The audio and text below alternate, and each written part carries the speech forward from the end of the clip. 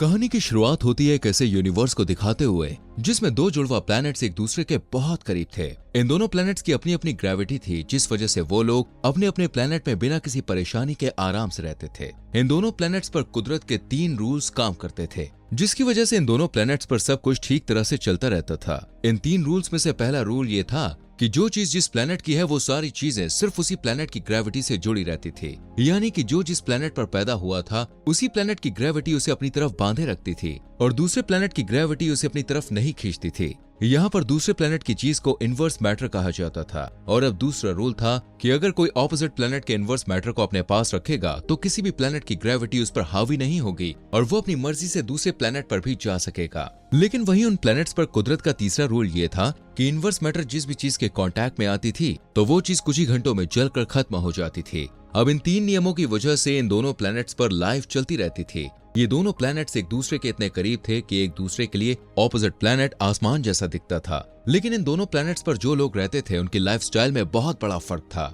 ऊपर के प्लैनेट पर राइस और हाई क्लास वाले लोग रहते थे जिनकी टेक्नोलॉजी बहुत ही एडवांस थी, जबकि नीचे वाले प्लैनेट में सिर्फ गरीब और लाचार लोग ही रहते थे। अपर वर्ल्ड वाले लोअर वर्ल्ड में पाए जाने वाली चीजों को अपने फायदे के लिए इस्तेमाल करते थे। यहाँ एक बहुत ही ऊंची बिल्डिंग उन दोनों वर्ल्ड्स को आपस में जोड़े रखती थी। वो बिल्डिंग ट्रांसवर्ल्ड नाम की एक कंपनी की थी। इस कंपनी में 2 वर्ल्ड के लोग काम करते थे और काम के लिए एक दूसरे से बातचीत भी कर सकते थे। इस बिल्डिंग में रईसों के लिए दूसरी दुनिया का मजा लेने की सुविधाएं भी थी, लेकिन इस बिल्डिंग के बाहर दोनों प्लैनेट्स के लोगों को एक दूसरे से बातचीत करना या मिलना जुलना मना था और अगर कोई ऐसा करता तो उसे कानूनन सजा दी जाती थी। इसके बाद हमें लोअर वर्ल्ड के एक अनाथालय में एडम नाम का एक अनाथ बच्चा लड़का दिखाया जाता है, जो उसी अनाथालय में रहता था जिसके माँ बाप ट्रांसवर्ल्ड की फैक्ट्री में हुए एक धमाके में गुजर चुके थे। उस एक्सप्लोजन ने लगभग आधे शहर को बर्बाद कर दिया था। उनके बाद एडम की मौसेरी दादी बेकी ही उसकी इकलौती रिलेटिव बची थी। एडम हर वीकेंड पर उड़ता हुआ पैनकेक खाने के लिए उनके घर जाया करता था। उन उड़ते हुए पैनकेक का राज एक बुक में छिपा हुआ था जो विरासत में एक दिन एडम को मिलने वाली थी। दरअसल बेकी उन पैनकेक्स में सेज नाम के एक माउंटेन में पाई जाने वाली पिंक मधुमक्खियों के पोलेंस यूज किया करती थी। एक दिन बेकी एडम को पोलन इकट्ठा करने के लिए माउंटेन में भेजती है और वो माउंटेन में बहुत ऊंचाई पर पहुंच जाता है, जहां उसके हाथ दूसरी दुनिया के रेन को टच करने लगते हैं। फिर एडम अपने टॉय प्लेन को आसमान की तरफ उछालता है तो उसका प्लेन अपर वर्ल्ड में जा गिरता है, जहां ईडन नाम की क्यूट लड़की उसे उठा लेती है और तुरंत उन दोनों की दोस्ती हो जाती है। उस दिन से वो दोनों उसी जगह पर रोज मिलने लगते हैं। जब वो दोनों टीनेजर हो जाते हैं तब उनकी दोस्ती प्यार में बदल जाती है। एडन हमेशा एक रस्सी की हेल्प से ईडन को खींचकर अपने वर्ल्ड में ले आया करता था और इस तरह वो दोनों एक दूसरे को किस एंड हग करते और अपने अपने घर से लाए हुए खाने को एक दूसरे के साथ शेयर भी करते। एक दिन एडम ईडन को जंगल में टहलने के लिए ले जाता है कि तभी गार्ड्स का एक ग्रुप उन्हें देख लेता है और उन पर फायर करना शुरू कर देता है। एडम भागकर माउंटेन टॉप पर जाता है और सावधानी के साथ रस्सी के सहारे ईडन को वापस भेजने की कोशिश करता है, लेकिन उसके हाथ में गोली लगने से रस्सी उसके हाथ से छूट जाती है और ईडन अपनी दुनिया की जमीन पर गिर जाती है, जिससे उसके सिर पे चोट आ जाती है। ये देखकर एडम दुख से रोने लगता है। फिर जब कुछ देर के बाद वो अपने घर जाता है तो देखता है कि उसकी दादी बेकी को अरेस्ट कर लिया गया है और उसके घर को जला दिया गया है। वहाँ सीन शिफ्ट होता है और 10 साल के बाद एडम को एक मैकेनिक शॉप में काम करते हुए दिखाया जाता है, जहाँ वो और उसका एक अनाथ दोस्त पब्लो अपने बॉस एल्बर्ट की निगरानी में काम करता है। काम के बाद जब भी फुर्सत मिलती है तो वो स्किन को टाइट करने के लिए पिंक बी पोलन से एक एंटी ग्रेविटी फार्मूला यानी ग्रेविटी के असर को खत्म करने वाला फार्मूला बनाने की कोशिश करता है, लेकिन इसका असर दोस्तों कुछ सेकंड्स तक ही रहता है, क्योंकि उसे इस फार्मूला को बनाने के लिए जिन चीजों की जरूरत थी वो अपर वर्ल्ड में मिलती थी। एक दिन दोपहर के वक्त जब वो टीवी देख रहा होता है तो वो देखता है कि ईडन जिंदा है और ट्रांसवर्ल्ड में काम करती है। तब वो ईडन से मिलने के लिए ट्रांसवर्ल्ड में काम करने का फैसला करता है। अपने एंटी ग्रेविटी फार्मूला के एक्सपेरिमेंट को दिखाकर वो जॉब हासिल कर लेता है, पर उसे अपर वर्ल्ड वालों के साथ काम के अलावा और किसी तरह की बातचीत या मिलना जुलना अलाउड नहीं था और उसे ये भी बताया जाता है कि रिसर्च के लिए दी गई इनवर्स मैटर को चुराने पर उसे सख्त सजा भी मिल सकती है। जब एडम एल्बर्ट को ये सब बताता है तो वो एडम पर बहुत गुस्सा होता है और उसे धोखेबाज बताते हुए कहता है कि वो उस कंपनी के साथ काम करना चाहता है जिसने उनके परिवार को छीनने के साथ साथ उनके शहर को भी बर्बाद कर दिया है। इस पर एडम कहता है कि वो ट्रांसवर्ल्ड का फैन नहीं है, पर एक अच्छी लाइफ जीने के लिए उसके पास यही एक मौका है। इसके बाद दोनों गले लगकर एक दूसरे से विदा लेते हैं। इस बीच अपनी खोई हुई याददाश्त को वापस पाने के लिए ईडन एक ऐसे ग्रुप से मिलने जाती है जो उसकी हेल्प करते हैं। दरअसल ईडन को बचपन में माउंटेन से गिरने की वजह से सिर पे चोट लग गई थी, जिसकी वजह से उसकी याददाश्त चली गई थी, इसलिए वो उस सपोर्ट ग्रुप के पास गई थी। उधर काम के पहले दिन एडम को इनवर्स मैटर का पहला बैच दिया जाता है, जिसे वो संभाल कर फ्रिज में रख देता है और अपर वर्ल्ड में काम करने वाले एक एम्प्लॉय बॉब के साथ उसकी दोस्ती भी हो जाती है, जो उसे स्मोकिंग रूम में बुलाता है क्योंकि वहाँ उन्हें कोई भी नहीं देख सकता था। बॉब को स्टैंप इकट्ठा करने का शौक था, इसलिए वो एडम को लोअर वर्ल्ड से स्टैंप्स लाकर देने के लिए कहता है। इसके बदले में वो एडम को ईडन से मिलाने का वादा करता है। एडम उनकी बात मान लेता है। दिन गुजरने लगते हैं और एडम अपने एंटी ग्रेविटी फॉर्मूला को बनाने में जी जान से जुट जाता है। वो रोज थोड़ा थोड़ा इनवर्स मैटर चुराकर एक सूटकेस में छुपा दिया करता है। इसके साथ ही वो अपने डेस्क के नीचे एक खास तरह के फूल को भी उगाने की कोशिश करता है। फिर एक दिन जब एडम बॉब को ढेर सारे स्टैम्प्स लाकर देता है तो बॉब बहुत खुश हो जाता है और वादे के मुताबिक उसे न सिर्फ ईडन का फोन नंबर देता है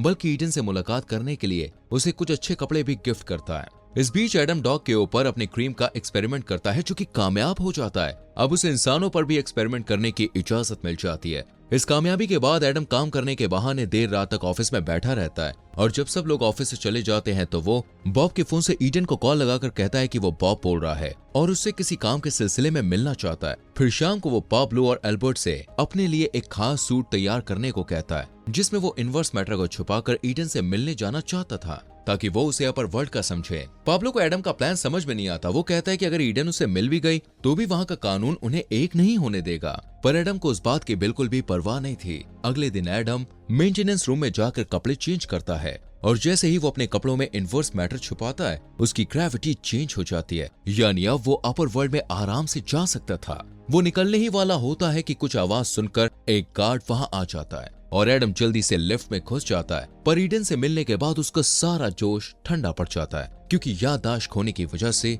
ईडन उसे पहचान नहीं पाती है। उसकी सेक्रेटरी एडम को बताती है कि बचपन में लगी चोट की वजह से ईडन की याददाश्त चली गई है, इसलिए वो किसी को नहीं पहचानती है।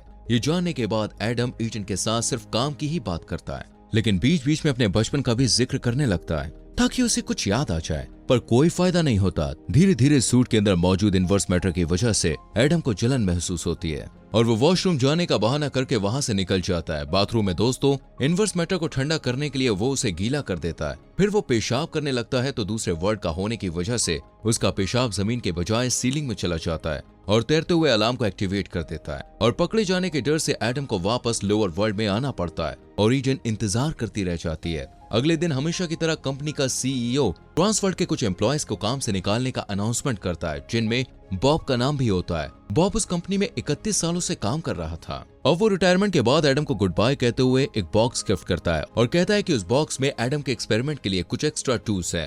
पर जब एडम उस बॉक्स को खोलकर देखता है तो उसमें बॉब की आईडी रखी होती है जिसकी हेल्प से एडम उस बिल्डिंग से निकलने के लिए अपर वर्ल्ड का डोर यूज कर सकता था। बॉब के जाने के बाद एडम फिर से ईडन को फोन करके डेट पर चलने के लिए कहता है। इनवर्स मैटर वाला सूट पहनकर और बॉब और आईडी को यूज करके एडम पहली बार अपर वर्ल्ड की डोर से उस बिल्डिंग से बाहर निकलता है। वो अपर वर्ल्ड और वहाँ की टेक्नोलॉजी को देखकर बिल्कुल हैरान रह जाता है। वो ईडन से एक रेस्टोरेंट में मिलता है और उससे पूछता है कि वो उसे कैसे भूल सकती है। इस पर ईडन अपनी याददाश्त को लेकर अपसेट हो जाती है और फिर एडम उसे नॉर्मल करने के लिए टॉपिक चेंज कर देता है और वो दोनों बातें करते हुए साथ में खाना खाते हैं। थोड़ी देर में इनवर्स की वजह से एडम के जूते जलने लगते हैं तो वो ईडन से फिर से मिलने का वादा करके वहाँ से निकल जाता है और पास ही एक नदी में कूद जाता है। वो अपनी सारी चीजें निकाल कर फेंक देता है जिससे उसका वेट कम हो जाता है और वो आसानी से अपने वर्ल्ड की ग्रेविटी से खिंचकर अपनी दुनिया की नदी में पहुंच जाता है। उस रात ईडन को सपने में माउंटेन टॉप में हुई मीटिंग की हल्की सी झलक मिलती है और एडम की आवाज भी सुनाई देती है। अगले दिन एडम कंपनी में इंसानों के ऊपर अपनी बनाई हुई क्रीम का प्रेजेंटेशन दे रहा था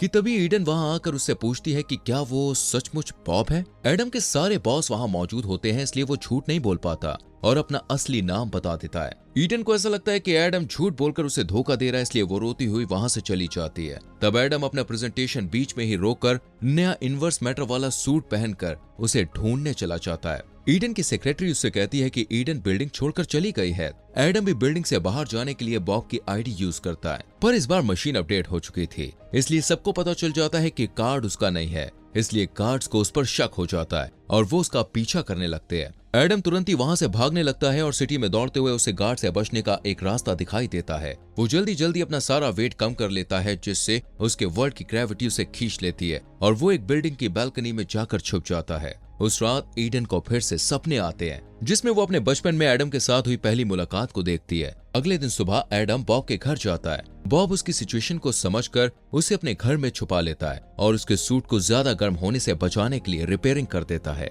उसका शुक्रिया अदा करने के लिए एडम उसे अपना एंटी ग्रेविटी फॉर्मूला दिखाता है और कहता है कि उसने ट्रांसवर्ल्ड वालों को उसमें यूज की गई चीजों के बारे में नहीं बताया ताकि कोई उसके फॉर्मूला को चुरा ना ले। उधर ट्रांसवर्ल्ड वालों को भी उसके फॉर्मूले की खबर हो जाती है, इसलिए कंपनी का मालिक अपने गार्ड्स को ऑर्डर देता है कि वो पुलिस से पहले एडम को ढूंढकर उसके पास ले आए। थोड़ी देर बाद एडम उसी रेस्टोरेंट में जाता है जहां वो ईडन से पहली बार मिला था। वहां ईडन को अपने लिए इंतजार करता देख वो बहुत खुश होता है। ईडन उसे बताती है कि उसे सब कुछ याद आ गया है। फिर दोनों एक दूसरे को किस करते हैं, पर तभी एडम को ढूंढते हुए पुलिस वहां पहुंच जाती है और एडम को खिड़की से बाहर भागना पड़ता है। एक बार फिर से अपना वजन कम करके वापस अपनी दुनिया में उसे जाना पड़ता है। टीवी पर रिपोर्टर्स लोअर वर्ल्ड के ठगी की कहानी दिखाते हैं और इसी बीच एडम माउंटेन टॉप पर पहुंच जाता है। दूसरी तरफ अपर वर्ल्ड में ईडन भी यही करती है। दोनों फिर से मिलते हैं और एडम इनवर्स मैटर के साथ जंप करके अपर वर्ल्ड में पहुंच जाता है और दोनों इंटीमेसी में बिजी हो जाते हैं और दोनों की उनकी ग्रेविटी इकट्ठा होने के कारण वो हवा में तैरने लगते हैं।